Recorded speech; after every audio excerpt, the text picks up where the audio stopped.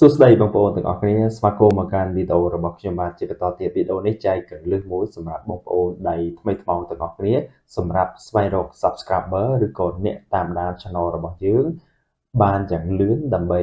ងាយនឹងឆាប់គ្រប់គ្រងការ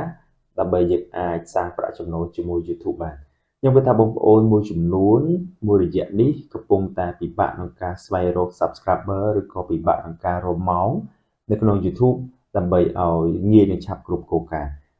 មួយរយៈនេះក្រុមហ៊ុន YouTube មានការអាប់ដេតអញ្ចឹងការ subscriber ក៏យើងអត់ឡើងម៉ោងក៏យើងអត់ឡើងដែរម៉ោងមានតែថយចុះវិញអញ្ចឹងណាអញ្ចឹងបញ្ហាទាំងនេះគឺមិនជួបតែខ្ញុំឬក៏បងប្អូនទាំងអស់គ្នាទេគឺជាទូទៅទៅហើយប៉ុន្តែយ៉ាងណាអ្វីសំខាន់គឺបងប្អូនត្រូវតែផលិតវីដេអូឲ្យបានមានគុណភាពឬក៏ផលិតវីដេអូជាប្រយោជន៍ឬក៏ផលិតវីដេអូបែបអប់រំនោះview នឹងកើនឡើងវិញឬក៏ subscribe នឹងកើនឡើងវិញប៉ុន្តែខ្ញុំនឹងចែកកលឹះមួយសម្រាប់បងប្អូនដែលថ្មីថ្មោងក្នុងការចាប់ផ្ដើមដំបូងក្នុងការស្វែងរក subscribe ដំបូងយើងប្រើប្រាស់ជាមួយនឹង link ដើម្បីយើង send link ទៅចូលនៅក្នុង group ឬក៏ចូលនៅក្នុង chat ដើម្បីឲ្យក្រុមការងារឬក៏ឲ្យមិត្តភ័ក្តិជួយចុច link ហ្នឹងហើយអាចនឹង subscribe ទៅលើ channel របស់យើងអូខេឥឡូវយើងទៅមើលទាំងអស់គ្នាថាតើយើងបង្កើត link យ៉ាងម៉េចយើងធ្វើយ៉ាងម៉េចទើបអាចរៀបចំ link ឬក៏រៀបចំក្នុងការបង្កើតនៅ subscribe នៅក្នុង channel របស់យើងអូខេឥឡូវយើងទៅមើលទាំងអស់គ្នាយើងបងប្អូនចូលមកក្នុង channel YouTube របស់បងប្អូនតមកគឺបងប្អូននឹងឃើញ link ដែរនេះបងប្អូនឃើញ link ទេអញ្ចឹងនេះគឺជាការដាក់ link របស់ខ្ញុំនៅក្នុង channel របស់ខ្ញុំចាំបងប្អូនចុច link ឡើងនឹងមើលបងប្អូននឹងឃើញឡើងនេះឃើញ mistake មួយ load មកបង្ហាញយើងមានន័យថា confirm channel subscription are you sure you want to subscribe to Rotha 2អញ្ចឹងគេសួរថាតើអ្នកប្រកាសអត់ថាចង់ subscribe channel Rotha 2អញ្ចឹងជាទូទៅគឺយើងចុច subscribe ហើយមានន័យថានរណាម្នាក់បានចូលទៅក្នុង channel របស់យើងពេលដែលចេញ message បែបនេះគឺដឹងតែគេចុច subscribe គេជួយចុច subscribe ឲ្យយើងដើម្បីគេអាចនឹងតាមដានរាល់ព័ត៌មានទៅលើ channel របស់យើងគេតាមដានរាល់វីដេអូរបស់យើងដែលយើងបានបង្ហោះឬក៏គេចង់ទទួលបាននៅវីដេអូថ្មីនៅពេលដែលយើងបង្ហោះចូលទៅក្នុង YouTube channel របស់យើងអញ្ចឹងគេនឹងចុច subscribe ទៅអញ្ចឹងមានន័យថា channel របស់យើងនឹងកើន subscribe channel របស់យើងកើនអ្នកតាមដានពីមួយថ្ងៃទៅមួយថ្ងៃបងប្អូនណាអញ្ចឹងតើ link នេះយើងបង្កើតយ៉ាងម៉េចហើយយើងដាក់នៅកន្លែងណាឧទាហរណ៍ជាក់ស្ដែងបងប្អូនចូលមកក្នុង channel របស់បងប្អូនតមកគឺបងប្អូនចូលមកកន្លែង customization នេះបងប្អូនណាអញ្ចឹងនេះក៏ជាការបង្ហាញទេទីទៀតបានខ្ញុំប្រាប់នៅការរបៀបធ្វើឬក៏របៀបដាក់យ៉ាងម៉េចតមកបងប្អូនចុចមកកន្លែង basic info នេះគឺមាន name នេះគឺជាឈ្មោះ channel របស់យើងឈ្មោះ YouTube របស់យើងណាហ្នឹងហើយយើងបងប្អូនដាក់ជាភាសាខ្មែរក៏បានបងប្អូនដាក់ជាភាសាអង់គ្លេសក៏បានដែរ handle នេះគឺជា username បងប្អូនណា username ឃើញទេនេះកន្លែងនេះឃើញវាបង្ហាញឧទាហរណ៍នៅកន្លែងហ្នឹងអញ្ចឹងណាអញ្ចឹងកន្លែង description នេះក៏មានសារៈសំខាន់សម្រាប់រុញឲ្យ channel របស់យើងទទួលបាននៅ subscribe ឬក៏រុញឲ្យ channel របស់យើងទទួលបាននៅ grow up ផងដែរពេលដែលយើងទៅសេdescription ដែលល្អដែលស្អាតដែលមើលទៅទទួលយកបានគឺ YouTube នឹងរុញ channel របស់យើងឡើងទៅលើជាក់ស្ដែងខ្ញុំទៅសេតែប៉ុណ្ណេះទេដោយសារតែខ្ញុំ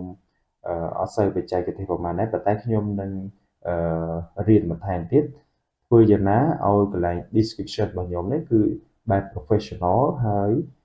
មើលទៅគឺអាចទទួលយកបានបងប្អូនណាខ្ញុំនឹងធ្វើវីដេអូក្រោយតាក់ទងទៅនឹងការរៀបចំ description ឲ្យបានល្អអញ្ចឹងអ្វីសំខាន់ដែលខ្ញុំចង់បង្ហាញបងប្អូនទាំងគ្នាគឺត្រង់ចំណុចកន្លែង channel URL នេះបងប្អូនណាហើយនឹងកន្លែង link នេះបងប្អូនណា link គឺការបង្កើត link បងប្អូនណាអញ្ចឹងURL នេះគឺជា URL របស់ channel YouTube របស់យើងបងប្អូនអញ្ចឹងនេះគឺជាការបង្ហាញរបស់ខ្ញុំអ្វីសំខាន់បើសិនបើបងប្អូនអត់ទាន់មានទេគឺអត់អីទេកន្លែងនេះណាយើងអាចអត់កុំខ្វល់វាបើសិនបើមានដូចខ្ញុំក៏បានអត់មានក៏បានដែរអត់ខ្វល់ទេប៉ុន្តែអ្វីសំខាន់គឺត្រង់ចំណុច link នេះបងប្អូនណា link ជាកន្លែងសម្រាប់ឲ្យយើងបង្កើត link កន្លែងនេះបងប្អូនណា link កន្លែងនេះគេវាបង្ហាញកន្លែងហ្នឹង Dân các bằng cái link nó cứ đưa những chia những cứ bọc ôn và cái link hay bọc ôn ai nhà đã cho được con Chrome đã cho được group á rồi còn đã cho được con chat để mấy ao smart check được con Chrome nó chui chụp link này tới hai của con chụp subscribe từ lời channel là bao nhiêu u to tay này con Chrome nó muối miền 10 nè dân 10 nè cho tới dân bên đây thay dân từ tua ban nơi 10 subscribe dân của sân bà miền 10k 100k នៅក្នុងក្រុមហ្នឹងអញ្ចឹងពេលដែលគេចុចទាំង 100k ហ្នឹងចុចទៅ link របស់យើងយើងមានន័យថា channel របស់យើងទទួលបាននៅ 100k subscribe ឃើញទេយើងមានន័យថាការបង្កើត link នេះហើយការមានក្រុមដើម្បីទទួលបាននៅ traffic នេះក៏រុញច្រាន channel របស់យើងរុញច្រានវីដេអូរបស់យើងទទួលបាននៅ grow up ឬក៏ទទួលបាននៅ subscribe ច្រើនផងដែរអញ្ចឹងបងប្អូនទាំងអស់គ្នា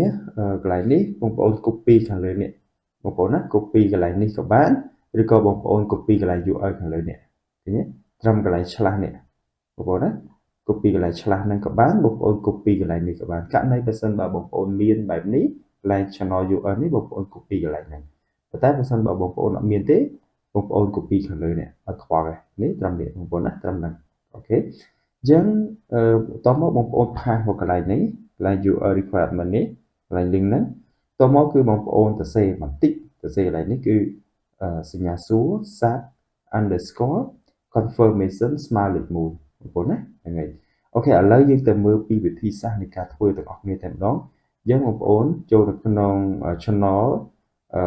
របស់បងប្អូនបន្ទាប់មកគឺបងប្អូនចូលមកកន្លែង customization នេះគឺជា channel ថ្មីរបស់ខ្ញុំអត់មាន subscribe ទេបងប្អូនណាហ្នឹងហើយអញ្ចឹងបន្ទាប់មកគឺបងប្អូនចុចកន្លែង basic info នេះតោះនេះបងប្អូនតោះនេះតមកបងប្អូន scroll ចុះមកក្រោមបងប្អូននឹងឃើញchannel នៅក្នុងនេះគឺcònតមកបងប្អូននឹងឃើញ channel URL នេះរបស់ខ្ញុំមានដែរយើងកន្លែងនេះគឺសិតតែ link បងប្អូនណាគឺសិតតែ link អញ្ចឹងយើងបង្កើត link ថ្មីមួយទៀតមកអញ្ចឹងឧទាហរណ៍ខ្ញុំលុបចេញខ្ញុំអត់ទៅការនេះទេអូខេខ្ញុំលុបចេញអូខេខ្ញុំលុបចេញមកអញ្ចឹងបន្តមកគឺបងប្អូនចុច add link មួយមកអូខេចុច add link តមកគឺបងប្អូន copy នេះអូខេ copy យកអាហ្នឹងយកមកផាសកន្លែងនេះ Ctrl V បងប្អូនណា Ctrl V ឬក៏បងប្អូនដាក់ cursor ឲ្យ load បែបនេះបងប្អូន right click បងប្អូនយកពាក្យដាក់ pass បងប្អូនសរសេរតាមខ្ញុំសញ្ញាសួរ sub sub អក្សរតូច sub underscore confirmation CUNFIRMATION ស្មើលេខ1តោះនេះបងប្អូនសញ្ញាសួរ sub underscore យើងចុច shift កន្លែងសញ្ញាដកទៅមក confirmation អក្សរតូចទាំងអស់បងប្អូនណាទៅមកស្មើលេខ1តោះនេះបងប្អូនត្រង់ចំណុច title នេះបងប្អូនសរសេរអីក៏បានដែរ please have subscribe អូខេបងប្អូនណា please has to subscribe អូខេតមកបងប្អូនចុច public តមកគឺបងប្អូនចុច view channel នេះបងប្អូនឃើញ link ឡើងនេះឃើញ link បងប្អូនចុចកន្លែងហ្នឹងមកវានឹងបង្ហាញ message បែបនេះឃើញទេបងប្អូនតោះនេះឃើញវាបង្ហាញ subscribe កន្លែងនេះជា message មួយអញ្ចឹងនៅពេលដែលនរណាម្នាក់ចូលទៅក្នុង channel របស់យើងនៅពេលដែលគាត់ចុច link ហ្នឹងចូលមកក្នុង channel របស់យើងហ្នឹងគឺវានឹងចេញ message បែបហ្នឹងឲ្យយើងជួយ subscribe នៅ channel របស់យើងអញ្ចឹងកន្លឹះមួយនេះវិធីសាស្ត្រមួយនេះគឺងាយមែនទេដើម្បីឲ្យ channel របស់យើងនោះគឺទទួលបាននៅ subscribe កើតមួយថ្ងៃជាមួយថ្ងៃហើយអត់ខុសគោលការណ៍ទេបងប្អូនណាអត់ខុសគោលការណ៍ទេអញ្ចឹងបងប្អូនអាចធ្វើតាមខ្ញុំហើយបងប្អូនអាចរៀបចំ link បែបហ្នឹងដើម្បីឲ្យ channel របស់យើងទទួលបាននៅ subscribe ច្រើនហើយអ្វីសំខាន់គឺបងប្អូនផ្ញើ link ហ្នឹងទៅចូលក្នុងក្រុមឬក៏ផ្ញើទៅក្នុង chat ឬមួយបងប្អូនអាចដាក់ចូលនៅក្នុង Facebook ដើម្បីឲ្យមិត្តភ័ក្តិរបស់យើងចុច link ហើយឲ្យពួកគាត់ជួយចុច subscribe តាមដាន channel របស់យើងយើងកលឹះបែបនេះគឺតែពិតទៅមានយូរហើយតែដែលគាត់ថាពេលខ្លះបងប្អូនដែលថ្មីថ្មោងអត់បានចាប់អារម្មណ៍ទេអត់បានដឹងឬក៏អត់បានដឹងពីរបៀបនៃការធ្វើឬក៏អត់បានចាប់អារម្មណ៍អញ្ចឹងណាខ្ញុំគាត់ថាបន្ទាប់ពីខ្ញុំបង្ហាញនេះហើយបងប្អូនអាចធ្វើបានទាំងអស់គ្នាហើយបងប្អូនគួរតែចាប់ផ្ដើមធ្វើទៅដើម្បីរុញច្រាន channel របស់បងប្អូន ទទួលបាននៅប្រជាប្រិយភាពកាន់តែខ្លាំងជាងមុនហើយអ្វីសំខាន់គឺឲ្យអ្នកតាមដាន channel របស់យើងហ្នឹងកើនជាលំដាប់ហ្នឹងហើយអូខេបងប្អូនអរគ្នាអញ្ចឹងខ្ញុំគិតថាបងប្អូនទាំងអស់គ្នាអាចធ្វើបានទាំងអស់គ្នាហើយអត់អីលំបាកទេអ្វីសំខាន់គឺបងប្អូនចូលមកក្នុង customize បងប្អូន log in ចូលទៅក្នុង YouTube ហើយបងប្អូនចូលមកកន្លែង customize នេះកន្លែង basic info នេះទៅមកបងប្អូនកន្លែងមើល channel URL នេះដើម្បីយើងយកមកប្រើហើយនឹង link បងប្អូនណា link ហើយកន្លែងនេះបងប្អូនទៅសេប្រភេទអីក៏បានដែរអាស្រ័យទៅលើបងប្អូនទាំងអស់គ្នាទេនេះគឺជាការឧទាហរណ៍សម្រាប់បង្ហាញបងប្អូនទាំងអស់គ្នាប៉ុន្តែអ្វីសំខាន់គឺបងប្អូនកន្លែងនេះសញ្ញាសួរស័ព្ទអក្សរតូចណា HUB underscore confirmation ស្មើនឹងលេខ1បងប្អូនណាហ្នឹងហើយខ្ញុំនឹងដាក់នៅក្នុង description ដើម្បីឲ្យបងប្អូនអាចយកទៅប្រើប្រាស់បានទាំងអស់គ្នាអូខេបងប្អូនអរគ្នាយើងកលឹះមួយនេះមានតែប៉ុណ្ណឹងសម្រាប់បង្ហាញបងប្អូនអរគ្នាដើម្បីឲ្យ channel របស់បងប្អូនឡើងនៅអ្នកតាមដានឬក៏